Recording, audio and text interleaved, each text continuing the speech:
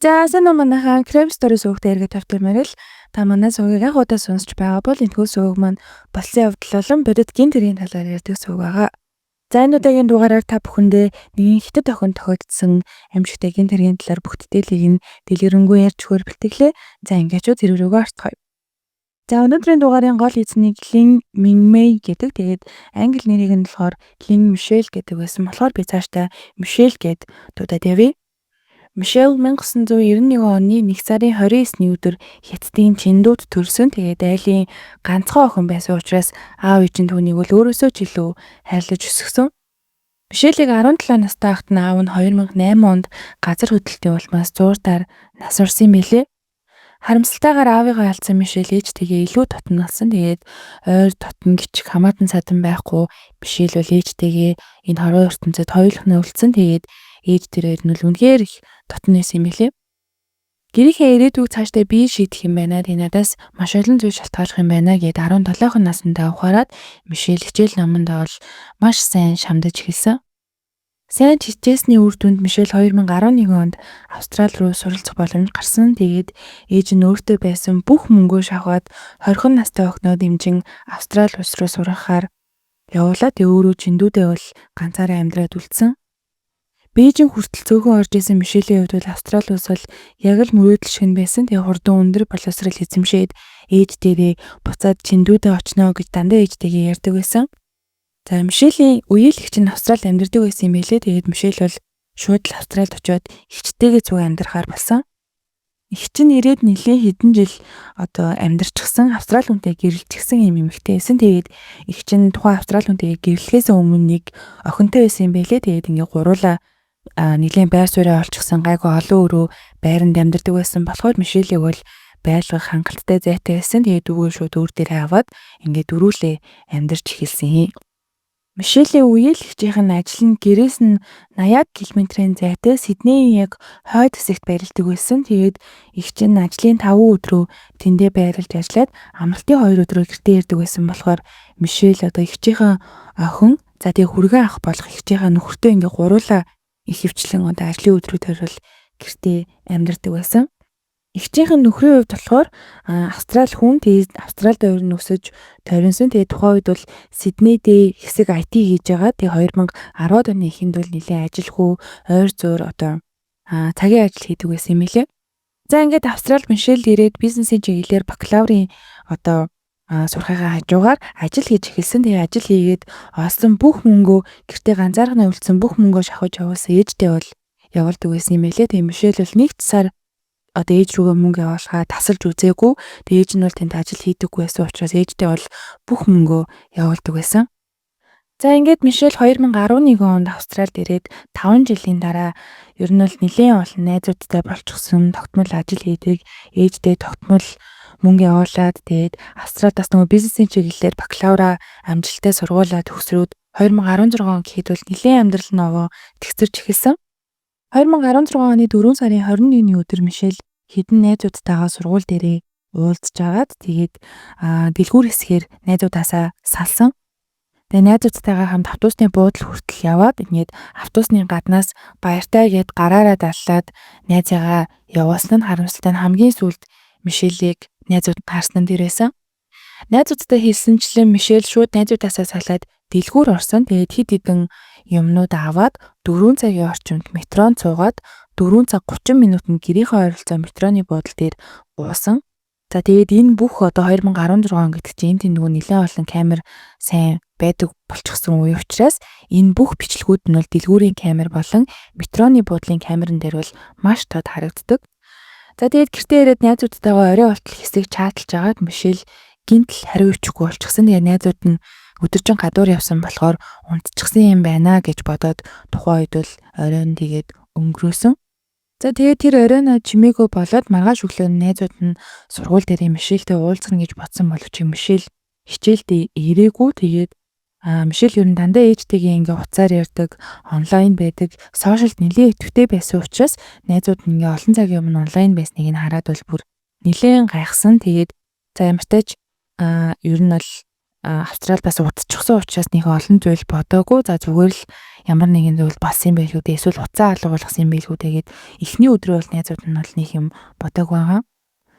За ингээд тухайн өдөр өнгөрч дахиад нэг өдөр өнгөрсөн. Тэгээ найзууд нь дахиад ирэхгүй байхаар нь гайхаад сошиал руу нөрөхөд бол бас л онлайн биш байсан. Тэгээ хэдий найзууд нь гайхсан ч гэсэн за яг их чинь байгаа, ихчийнх нь нөхөр нь байгаа. Австрал ирээ 5 жил гарan байчихсан учраас нилээ ингээд гайхаад яасан юм бол гэд бодсон ч гэсэн цагдаад алга болчихлоо гэж мэдүүлэг өгөөгүй. За эртгэл ахаа гэд найдаад хүлээсэн.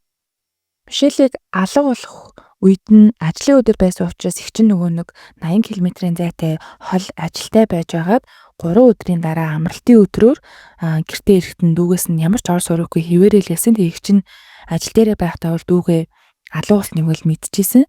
За тэгээ насанд хүрчихсэн энэ дээрээ 5 жил болчихсон. Учраа олчихсан сэргэлээ охин байсан учраас дүүдээ санаа зовоогүй найзуудтайгаа явж байгаа хаа гэд ирээд учраа олъё гэд ажлаасаа ирсэн боловч дүүгээс нь бол бүр ямар ч ор сурахгүй хിവэрэл байсан.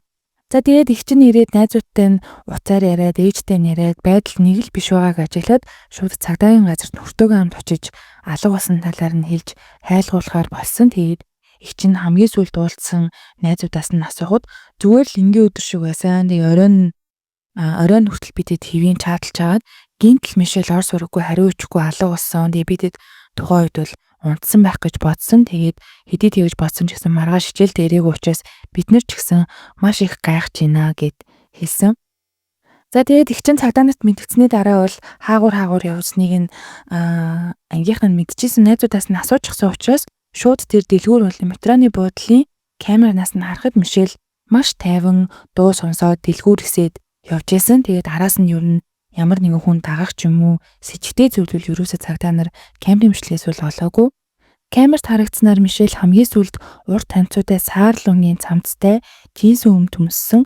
За тэгээ хар цух үүрсэн байгаа нь харагддаг. Тэгээд метро руу орохоос өмнө метроны буудлаасаа ийм жимсний смути аваад ууж байгаа нь бас харагдсан. Тэгээ ер нь бол ямар ч сэжигтэй зүйл илрээгүй энгийн зүгээр л хэвийн харагдчихсан.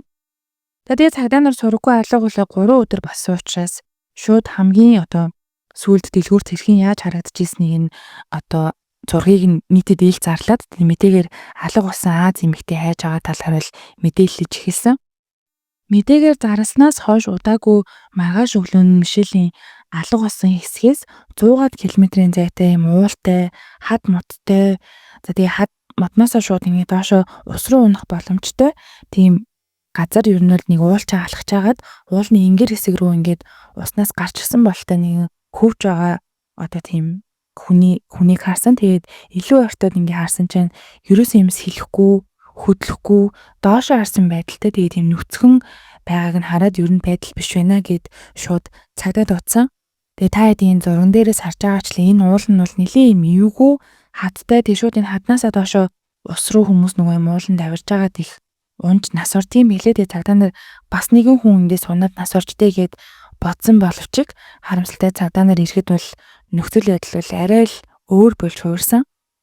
Цагдаа нар дуудлага авсныхаа дараа төд хөдөлгөө ирээд шалгахад залуухан Аз эмэгтэй цогц бүтэн нүцгэн байсан. Тэгээд хүзүү цээж хэсгээрээ маш олон хотголуулсан шарх авсан байгаагаас нь харахад энэ эмэгтэй бол унаж нас ороогүй байна гэдгийг цагдаа нар бол шууд ойлгосон. За тэгээд өмнөх өдөр нь нөгөө нэг Мишелийг алга болсон гэд их чинь ах нь ирээд цагдаа нарт мэдүүлэг өгчихсөн. Тэгээд бүр орон даяар ингээд зарлаад алга болсон эмэгтэй хайж байгаа талаар л мэдээлж гисэн байсан. За тэгээд цагдаа нар тэрнтэйгээ бас ингээд хавсаргаад ДНР нь шалгаад үзэхэд 25 настай Мишелийг бол мөн байна гэдгийг бол тухайн үед бол маш хурдан илрүүлж чадсан. За Мишель нийтдээ бол 40 удаа утгалуулсан байснаас түүний хүзүүндээ авсан гүн шарх нь өвхөлт хүргэсэн гэж шүүх шинжилгээгээр бол гарсан юм билээ. Тэгээ зарим шархнуудаа гарандаа хүзүүндээ энэ тохоондоо энэ төр авсан байгаагаас нь үзэхэд Мишель өөрийгөө ер нь хамгаалах гэж маш их хичээсэн байгаа нь бол цогцсноос харагдсан. За ингээд хүсэл мөрөөдлөө биелүүлэхээр ээжигээ ганцаар ингэ гэртээ үлдээгээд мөрөөдлийнхөө төлөө Австрали улсад зорж ирсэн боловч 5 жилийн дараа ийм амьжигтайгаар амнасаа алдсан. За тэгээд Мишелийг ер нь мөн гэж мэдснийхэн дараа цагдаа нар бол маш хурдан арга хэмжээ аваад нөгөө амьдарчсэн байранд нь нэгжлэг хийсэн. За тэгээд сургуулийн ажилтнууд, найзууд, ойр дотны хамаатан сад ингээд Мишельтэй холбоотой бүх хүмүүсийг цагдаа нар шалгаж байцаалт авч эхэлсэн. За байцаалт авахын хажуугаар нөгөө талд цагдаа нар Мишелийн олцсон нөгөө уултай хаттай хэсгийн тэр хавь руу явсан машинуудыг шалгасан. Тэгээ сүүлийн 2 өдөр явсан цөөхөн эдэн машинуудыг шалгаад бүх өмчлөлийг нь шалгахад дунд нь нэг таньдаг хүн байсан.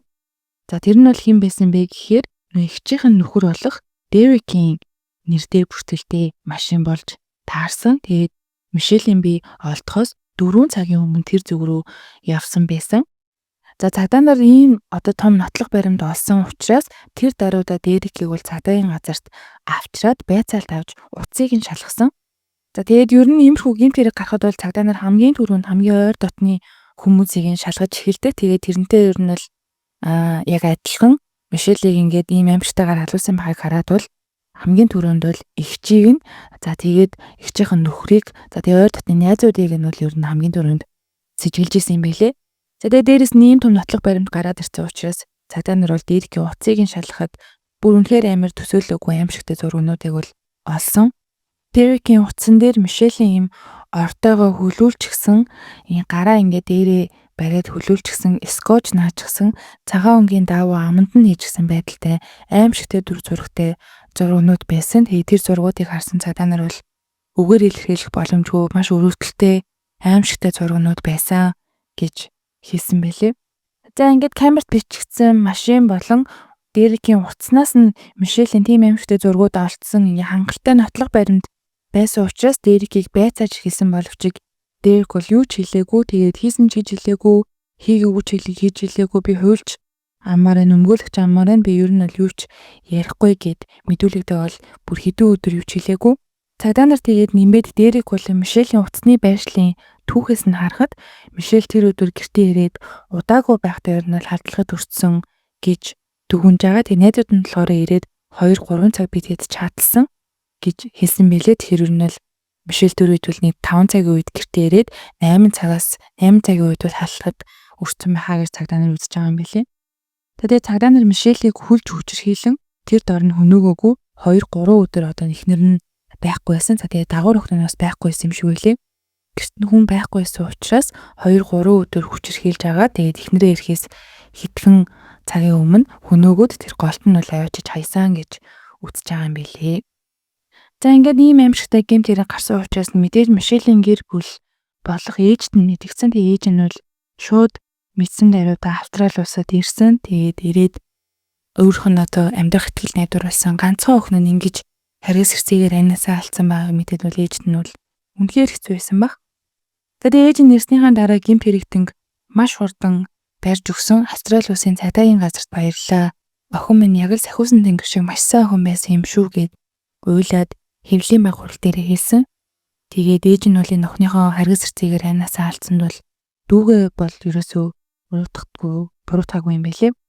За тэгээд энэ мэдээ бол Мишелийг алга болсноос хойш эхлээд энэ охин алга болчихлоо. За дараа нь ингээд голоос одоо зогсос олдлоо гэд энэ хоёр нь ингээд нэг хүн болж таарад мэдээлэл нь ингээд анханасаа ил байсан учраас олонд нээлттэй байсан мэдэгдэжсэн учраас Австрали гэлтгүй хятад уулзтаа ч гэсэн шуугин тарьж охины бүр оршуулгын яслал зориулан хандаг хүртэл басгаад маш олон одоо маш их мөнгө цуглараад тэгээд хандвийн аянаараа бол оршуулгын яслыг нь бол маш өргөн цар хүрээтэй хийсэн юм билээ.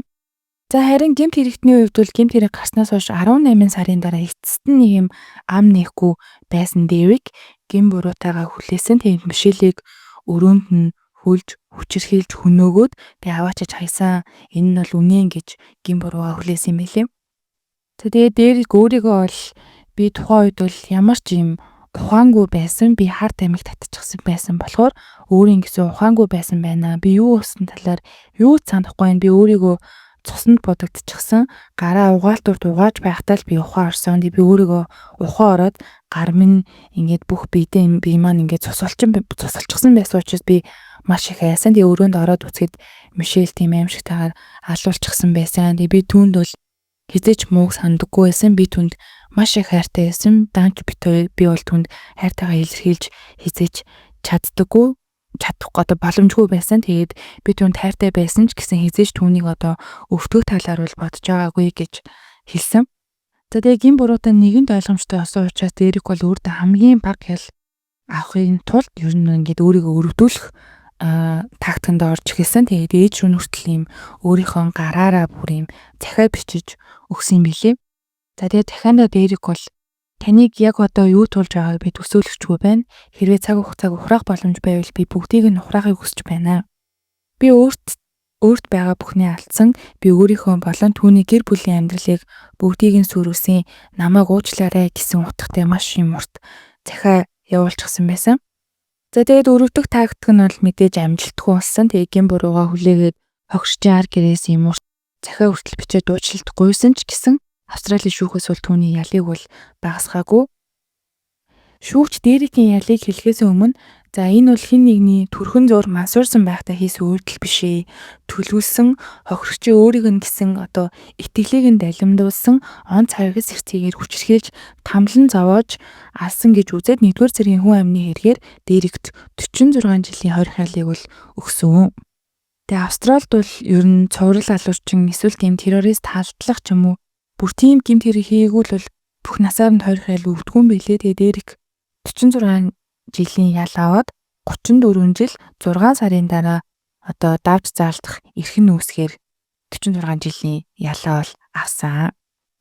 Дерект ялыг нөгөөд энэ хэрэг ингээд дууслаа гэж бодсон боловч гэмт хэрэг гарснаас 3 жилийн дараа буюу 2019 оны 11-р сард нэгэн хөгшин эмэгтэйгийн одоо охин нь гэрийнхээ ойролцоо юм флаш олсон гэд өгсөн. Тэгээд тэр хөгшин эмэгтэй ингээ флашнд нь юу байгаа юм болоо гэд юу ч бодохгүй компьютер дээр хийгээд үзтэл нэг л буруу зүйл байгааг нь ойлгоод шууд цагдаад утсан.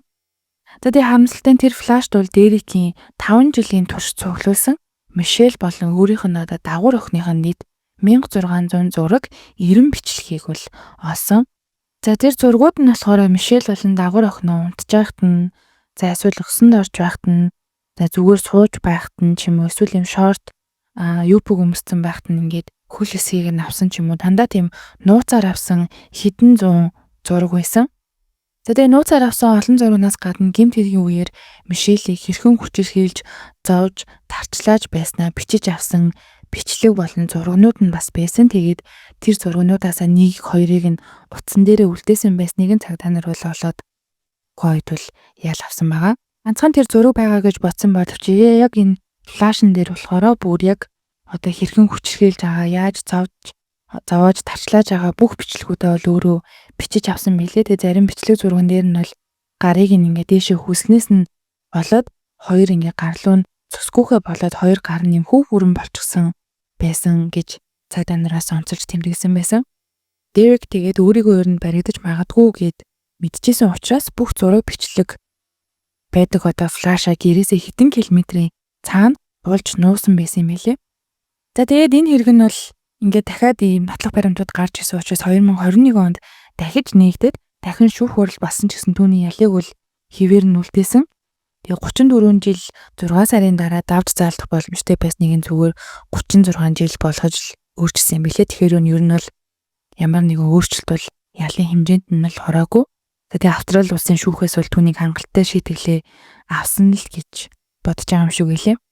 Тэгээ Австрали улсын бас нэг онцлог нь ийм төрлийн ер нь гэмт хэрэг хийсэн үйлдэлсэн хүнийг давж заалдсан ч гэсэн хугацаанаас нь өмнө судалдаггүй юм байлээ. Тэгээ тийм ч учраас ер нь 46 жил гэдэг нь бараг л бүх насаар нь хорсонтой ялгаагүй гэж ер нь бол хүмүүс бол үзэж байгаа юм билий.